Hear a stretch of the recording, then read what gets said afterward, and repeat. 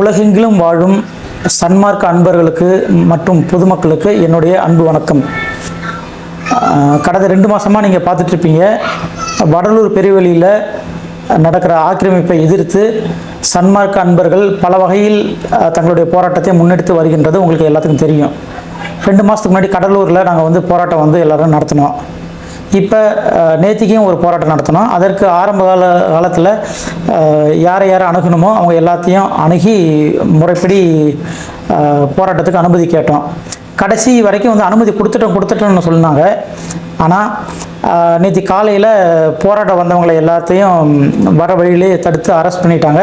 பிறகு அமைதி வழியில் வடலூர் ஞானசபைக்கு முன்னாடி போராட பர்மிஷன் கேட்டவங்களுக்கு அங்கே கிடையாதுன்னு சொல்லிட்டு வடலூர் 4 வழி சந்திப்பில் போராட்டத்துக்கு அனுமதி கொடுத்தாங்க. அனுமதி கொடுத்து ஒரு சிறிது நேரத்திலேயே அமைதியாக தங்களுடைய கோரிக்கைகளை பேசுகிறதுக்கும் அவங்களுக்கு டைம் கொடுக்காம எல்லாத்தையும் அரெஸ்ட் பண்ணிவிட்டு மண்டபத்தில் அடைச்சி வச்சாங்க. தங்களுடைய எதிர்ப்பை தெரிவிக்கிறாங்க அமைதியான வழியில். அதற்கும் இந்த அரசாங்கம் செவிமடுக்க மாட்டேங்குது. இந்த அரசாங்கத்துக்கிட்ட வெளிப்படைத்தன்மையே கிடையாது. சன்மார்க்க அன்பர்கள் என்ன கேட்குறாங்க, என்ன நீங்கள் திட்டம் கொண்டு வர போகிறீங்க, அதை கேட்குறப்ப யாருமே இந்து சமய அறநிலையத்துறை ஆணையரும் சரி யாருமே சரி பதில் சொல்ல மாட்டேங்கிறாங்க. கேட்டால் ஆர்டிஐயில் போட்டுக்கன்னு சொல்கிறாங்க. இது எவ்வளோ ஒரு மோசமான பதில். ஒரு ப்ராஜெக்ட் நடத்துனா என்ன பண்ணுவாங்க, அந்த ப்ராஜெக்ட் என்ன தன்மையான ப்ராஜெக்ட்னு வெளியில் ப்ராஜெக்ட் போர்டு வைப்பாங்க. இதில் மொத்தம் 6 சபை கட்டுறதா ரூமர்ஸ் வருது. அது என்னென்ன சபை எதுன்னு சொல்லிட்டு ஒரு ப்ராஜெக்ட் டீட்டெயில்ஸும் எங்கேயுமே கிடையாது. எல்லாமே ரொம்ப ரகசியமாகவே நடத்திட்டுருக்காங்க. சரி, உண்மையிலே இவங்களுக்கு ஞான சபை மேலே சன்மார்க்க அன்பர்கள் மேலே அக்கறை இருந்ததுன்னா நான் கேட்குற அந்த ஒரு சில கேள்விகளுக்கு மட்டும் பார்த்திங்கன்னா அந்த அரசாங்கம் பதில் சொல்லட்டும். அங்கே முறையான ஒரு சுற்றுச்சூழல் கட்டுனீங்களா? 100 கோடி ரூபாயில் நீங்கள் இப்போ செலவு பண்ணி 6 சபையை கட்டுறதா சொல்கிறீங்க. ஆனால் அது என்ன சபை கட்டுறதுன்னு சொல்ல மாட்டேங்கிறீங்க. சரி, ஆனால் ஒரு கோடிக்கு குறைவாக ஒரு 30 லட்சம் 40 லட்சம் 50 லட்சம் செலவுலேயே ஒரு நல்ல அழகான ஃபுல்லாக எல்லாத்தையும் அளவெடுத்து சுற்றுச்சூழல் அமைக்கலாமே. அதை இந்த அரசாங்கம் ஏன் செய்ய மாட்டேங்குது? அப்போ இவங்களோட நோக்கம் வேறு மாதிரி தானே இருக்குது. சபையை மேம்படுத்தணும், சபையோட கட்டமைப்பை நல்லா பலப்படுத்தணும், சபைக்கு வர்றவங்களுக்கு இன்னும் வசதிகளை செஞ்சு கொடுக்கணும்னு சொல்கிறீங்கன்னா சபைக்கு முதல்ல காம்பவுண்ட் சுவர் போடுங்க. எந்த பக்கம் இருந்து வேணாலும் சபைக்கு வரலாம். அப்போ எது வேணாலும் சபையில் ஒரு கோயிலே எடுத்துட்டிங்கன்னா அதற்கு ஒரு சுற்றுச்சுவர் இருக்குது. ஒரு கல்வி வளாகம் எதற்கு எடுத்தாலும் எல்லாத்துக்கும் ஒரு சுற்றுச்சுவர் இருக்குது. இதுபோல் 157 வருட அமைப்புக்கு இது வரைக்கும் பார்த்திங்கன்னா சுற்றுச்சுவரே இல்லை. எந்த அரசாங்கம் நினச்சா ஒரு கோடிக்கு குறைவாக ஒரு 50 லட்சம் செலவில் ஒரு சுற்றுச்சுவர் அமைக்கலாமே. எங்கே பார்த்தாலும் குப்பையாக இருக்குது. ஒரு சில ஓரங்கள்லாம் பார்த்திங்கன்னா நம்ம நடந்து போகவே முடியல. அந்தளவுக்கு மோசமாக இருக்குது. அதை அந்த அரசாங்கம் செய்யாமல் நான் 100 கோடி ரூபாய்க்கு கட்டணம் கட்ட போகிறேன்னு சொல்கிறது இது யாருக்காக, எதற்காக?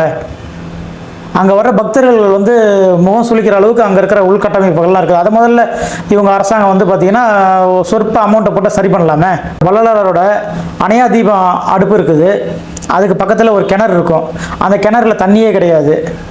அரசாங்கம் இவ்வளோ செலவில் 100 கோடி செலவில் இவ்வளோ பண்ணுறாங்க, இவ்வளோ ஒரு ப்ராஜெக்ட் கொண்டு வர போகிறாங்கிறவங்க அது மாதிரி சின்ன சின்ன விஷயங்களில் கவனிச்சிருக்கலாமே. அப்போ இவங்களோட அடிப்படையான நோக்கம் இருக்கிறத சரி பண்ணணும் அப்படிங்கிறதெல்லாம் கிடையாது. ஏதோ ஒரு புதுசாக கொண்டு வரணும், அதில் இவங்களுக்கு ஏதோ உள்ள ஆதாயம் இருக்குது. அதனால தான் எதையுமே வெளிப்படையாக சொல்லாமல் இவங்க எல்லாத்தையும் ரகசியமாக வச்சு செஞ்சிட்ருக்காங்க. இப்போ தேர்தல் டைமில் ஒரு புரளி வருது, தற்காலிகமாக அந்த வேலையை நீடிச்சிருக்கோம், தேர்தலுக்கு அப்புறம் பார்த்திங்கன்னா வேலையை தொடங்குறோம் அப்படிங்கிற மாதிரி புரளி வருது. இதெல்லாம் எதற்காக? யாரை ஏமாத்துற கண்கட்டி வித்த ஒரு திட்ட அறிக்கையே இன்னும் எங்களுக்கு கிடைக்கலன்னு கலெக்டர் சொல்கிறாரு. அப்போ இங்கே என்ன தான் நடக்குது? உங்களோட தந்தை அதாவது கலைஞர் அவரோட பேரில் நீங்கள் நிறையா இடங்களுக்கு பெயர் சூட்டியிருக்கிறீங்க. ஒரு உதாரணத்திற்கு கிளாம்பாக்கம் பேருந்து நிலையம் நீங்கள் கொண்டு வந்தீங்க. இதற்கு முந்தின ஆட்சியில் ஆரம்பித்தாங்க, நீங்கள் முடிச்சு வச்சிங்க. அதற்கு யாரோட பேர் வச்சிங்க? உங்களோட தந்தையோட பேர் வச்சிங்க. கலைஞர் 100ஆண்டு பேருந்து நிலையம்னு வச்சிங்க. ஆனால் அவர் கலைஞர் தன்னோட சொந்த இடத்தையா கொடுத்தாரு, இல்லை சொந்த காசை ஏதாவது கொடுத்தாரா? அரசாங்கத்தோட வரி பணத்தில் எல்லாம் கட்டுறீங்க. ஆனால் அதற்கு உங்களோட தந்தையோட பெயரை வச்சுருக்கீங்க. நாளைக்கு வேறு யாராவது உங்கள் தந்தையோட பெயரை அந்த கல்வெட்டிலிருந்தோ மற்ற குறிப்புகள் நீக்கினா நீங்கள் ஒத்துக்குவீங்களா?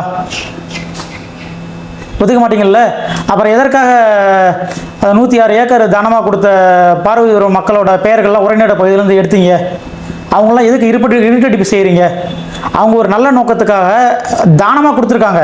அப்போ தானமாக கொடுத்துருக்கவங்களோட பேரை வந்து பார்த்தீங்கன்னா நீங்களாக வந்து தன்னிச்சையாக வந்து எதுக்காக எடுக்கிறீங்க?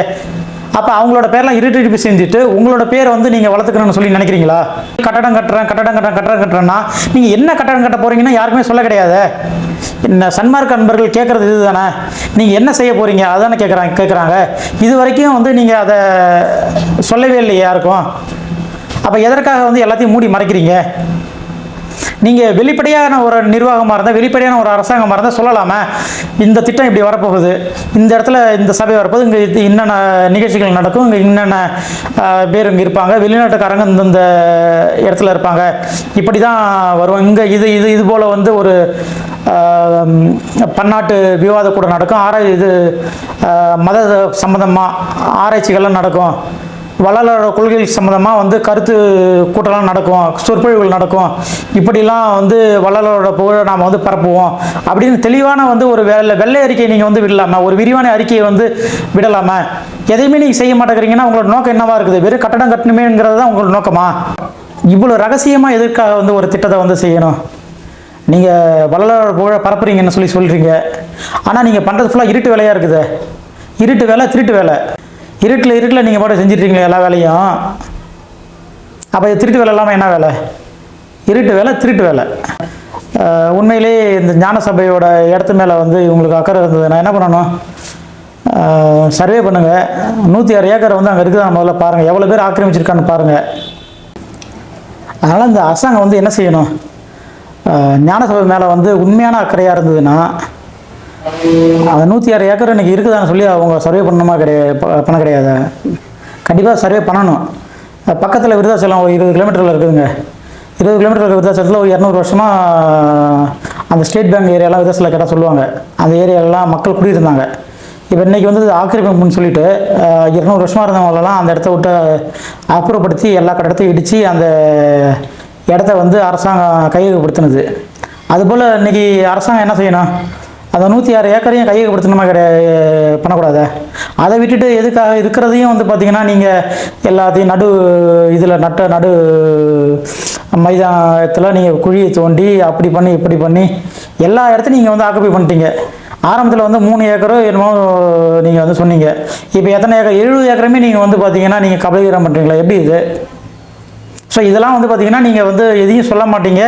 ஆனால் இதை எதிர்த்து குரல் கேட்டால் அவங்களோட குரல் வலையை நெருப்பீங்க. மண்டபத்தில் அடைச்சி வைக்கிற மாணவர்கள்லாம் வந்து துன்புறுத்துறது. ஸோ அப்படின்னா நீங்கள் சென்னையில் ஒரு பிரான்ச் ஆரம்பிங்களேன். உங்களுக்கு உண்மையிலேயே வள்ளலாரோட மதத்தை பரப்பணும்னா நீங்கள் என்ன பண்ணணும்? சர்வதேச மையம்னு சொல்கிறீங்களே, சர்வதேச மையத்தை வந்து ஒவ்வொரு நாட்டிலையும் வந்து நீங்கள் ஆரம்பிங்களேன். நீங்கள் இங்கே 100 கோடி இப்போ இவ்வளோ பணத்தை இங்கே கொட்டுறதுக்கு பதிலாக சென்னையில் வந்து பார்த்திங்கன்னா ஒரு 2 கோடி, கோயம்புத்தூரில் 2 கோடி, திருச்சியில் 2 கோடி, திருநெல்வேலி, தூத்துக்குடி, மதுரை எல்லா மாவட்ட தலைநகரத்துலையும் நீங்கள் வந்து பார்த்திங்கன்னா 2 கோடிக்கு வந்து நீங்கள் வள்ளலாரோட சபையை வந்து பார்த்திங்கன்னா கொஞ்சம் புது பொலிவோட நல்லா சிறப்பாக இதே எண்கோண சபையில் ஒரு சின்ன ஒரு விஷயத்தைங்க நான் சொல்கிறதுக்கு விரும்புகிறேன். அல்-அக்ஸா கோயில் ஜெருசலேம் இருக்குல்ல, அதோட ஸ்ட்ரக்சரை பாருங்கள். அது வந்து எண்கோணத்தில் தான் இருக்கும். வள்ளலாரோட சபையும் வந்து பார்த்திங்கன்னா எண்கோணத்தில் இருக்கும். ஸோ வள்ளலார் வந்து சபையை வந்து சும்மா வெறுமனே அவர் இதை வந்து ஒரு கட்டடமாக கட்டலை.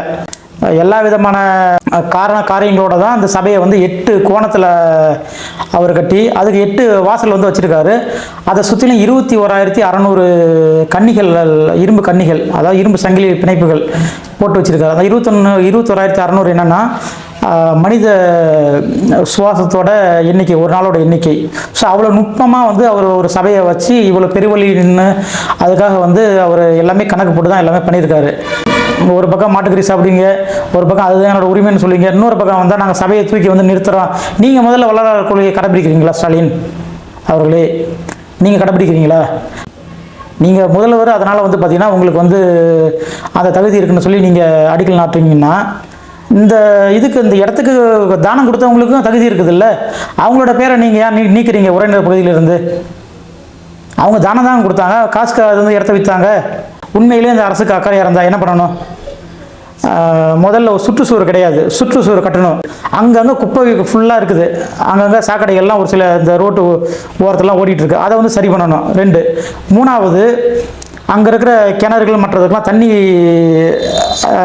இல்லாமல் வந்து இருக்குது, அதை வந்து பார்த்திங்கன்னா இவங்க வந்து கொஞ்சம் ஆழப்படுத்தி தண்ணீர் வசதியை மேம்படுத்தலாம். 3. 4வது, வள்ளலாரோட போதனைகளில் வந்து சொற்பொழிவு அதுன்னு சொல்லிட்டு எல்லாத்தையும் வந்து இவங்க மேம்படுத்தலாம். 5. குறிப்பாக வந்து முக்கியமானது வந்து ஆக்கிரமிப்புகளை வந்து இவங்க வந்து நீக்கலாம். இந்த அரசாங்கம் நினச்சா செய்யலாங்க ஆக்கிரமிப்பை, இவங்க கையில் தான் அரசாங்கம் இருக்குது. எல்லா ரெக்கார்ட்ஸ் எடுத்து பார்த்தீங்கன்னா 106 ஏக்கர் எங்கே, அதை ஃபுல்லாக இவங்க அரசு அதிகாரிகளை விட்டுட்டு எது இதெல்லாம் ஆக்கிரமிப்புன்னு சொல்லிட்டு இவங்க வந்து செய்யலாமே. இப்போ பக்கத்துலேயே நெய்வேலி இருக்குது, நெய்வேலிக்கு வந்து 20,000 ஏக்கர் 30,000 ஏக்கர்லாம் சர்வசாதாரணமாக நீங்கள் வந்து நில கையொப்பு பண்ணுறீங்கள்ல விவசாயிகள்ட்ட இருந்து. அப்போ சபைக்குரிய 106 ஏக்கரை நீங்கள் ஏன் வந்து நீங்கள் மீட்டு தர மாட்டேங்கிறீங்க? சபை மேலே அக்கறையாக இருந்ததுன்னா நீங்கள் செய்யலாமா? அதை விட்டுட்டு இருக்கிற இடத்த ஃபுல்லாக கட்டடமாக கட்டிட்டு இருந்தால் இதனால் காங்கிரீட் ஸ்ட்ரக்சர் தானே வந்து சபைங்கிறது. நீங்கள் நினச்ச இடத்துலலாம் வந்து பார்த்தீங்கன்னா கட்டடமே கட்டணும், நாளைக்கு வந்து பார்த்தீங்கன்னா ஒரு இடமே திறந்த வெளியாக இருக்காத. கட்டடம் கட்டுறது நீங்கள் பக்கத்தில் இடம் வாங்கி கட்டலாமே. இப்போ நீங்கள் 100 கோடி சொல்கிறீங்க, அங்கே ரியல் எஸ்டேட் வேலை எவ்வளோ போயிட்டுருக்குது. பக்கத்தில் ஒரு 3 ஏக்கர் வந்து 10 ஏக்கர் நீங்கள் வாங்கினீங்கன்னா 1 ஏக்கர் 1 கோடின்னு சொன்னாலும் 10 ஏக்கர் 10 கோடிக்கு நீங்கள் ஈஸியாக வாங்கலாமே. அரசாங்கத்துக்கு காசு இருக்குது. 100 கோடியில் 10 கோடிக்கு நீங்கள் வந்து 10 ஏக்கர் வாங்கி அங்கே பக்கத்துலேயே ஞான சபையை வந்து கட்டலாமே. அங்கே இருக்கிற உள்ளூர் தகவல் எனக்கு என்ன சொல்கிறாங்கன்னா, அங்கே இருக்கிற உள்ளூர் அன்பரே அவரோட நிலத்தை வந்து பார்த்தீங்கன்னா இலவசமாக கொடுக்கறதுக்கு வந்து முன் வர்றதா வந்து தகவல் சொல்கிறாங்க. நீங்கள் அவர்கிட்ட வாங்கி நீங்கள் செய்யலாமே. அதெல்லாம் விட்டுட்டு இருக்கிற வர்ற வழியில் மெயின் வழியில் ஃபுல்லாக எங்கே பார்த்தாலும் கட்டடமாக ஃபுல்லாக தோண்டி வச்சுட்டு எதுவுமே நீங்கள் வெளிப்படையாக பண்ணாமல் நான் எடுத்தது தான் முடிவு, நான் வைக்கிறதா சட்டம்னு சொல்லி பண்ணிட்டு இருந்தீங்கன்னா அப்புறம் இந்த சன்மார்க்க அன்பர்களுக்கெல்லாம் வந்து பார்த்தீங்கன்னா வீதியில் இறங்கி போடாமல் என்ன பண்ணுவாங்க? ஐயா சுகிசிவம் நேற்று ஒரு காணொலி வெளியிட்டிருந்தார். அதில் எல்லா விஷயத்தையும் வந்து சொல்லிவிட்டு அவரே அதுக்கு வந்து பார்த்தீங்கன்னா ஜட்ஜ்மெண்ட்டும் கொடுத்துட்டாரு. சாதாரண ஒரு பட்டிமன்றத்திலே என்ன பண்ணுவாங்க, இது 2 தரப்பையும் பேச வச்சுட்டு அதுக்கப்புறம் தான் ஜட்ஜ்மெண்ட் கொடுப்பாங்க.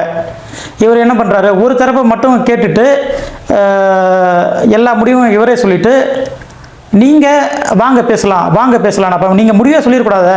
இன்னொரு தரப்பையும் வந்து பார்த்தீங்கன்னா அங்கே போராடுற சன்மார்க்க மக்களையும் என்ன காரணத்துக்காக போராடுறாங்க, அப்போ போராடுற சன்மார்க்கவாதிகள்லாம் போலி சன்மார்க்கவாதிகள்னு சொல்கிறீங்களா? உங்களோட கருத்து என்ன சொல்கிறாங்க? சன்மார்க்கவாதிகள்லாம் வந்து அந்த மூலிகை பொடியை விற்றுக்கிட்டு அப்படி ஒரு குரூப் இருக்குது, இப்படி ஒரு குரூப் இருக்குது அப்படின்னு சொல்கிறீங்கல்ல. அவங்க தான் வந்து பார்த்திங்கன்னா அவங்களோட ஆதாயம் வந்து பறி போயிடும், அவங்களோட வருமானம் போயிடும்னு சொல்லிட்டு அவங்க தான் வீதியில் இறங்கி போராட்டிங்கன்னு சொல்லிட்டு மறைமுகமாக சொல்கிறீங்க. சரி, அவங்கள வந்து பார்த்திங்கன்னா நீங்கள் வந்து கூப்பிட்டு வச்சு பேசிவிட்டு அவங்க கருத்து என்னன்னு சொல்லி கேளுங்களேன்.